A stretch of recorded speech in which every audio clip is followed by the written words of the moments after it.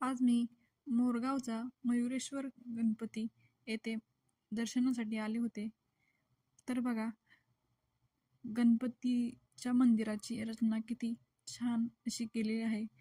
पूर्ण मंदिर हे काळ्या दगडाने बांधलेले आहे. ह्या मंदिराला 4 बाजूनी दरवाजे आहेत, पण मुख्यतः भाविक पूर्वेकडील देवदारातून प्रवेश करतात. या गणपती बाप्पाची सोंड डाव्या बाजूस आहे, हे शुभ मानले जाते. मूर्तीचे अर्धे शरीर जमिनीत दडलेले आहे असे मानले जाते. त्यानंतर आम्ही मस्त रांगेत उभे राहून गणपती बाप्पाचे दर्शन घेतले. गणेश चतुर्थी, भाद्रपद महोत्सव, माघ शुद्ध चतुर्थी, संकष्टी चतुर्थी यावेळी इथे खूप सारी गर्दी झालेली असते.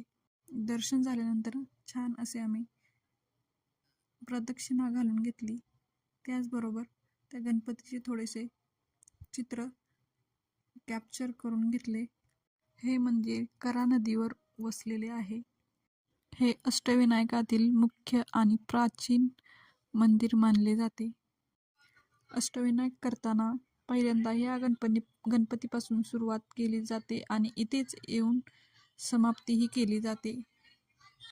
छान असे दर्शन घेऊन आम्ही पुन्हा बाहेर निघालो.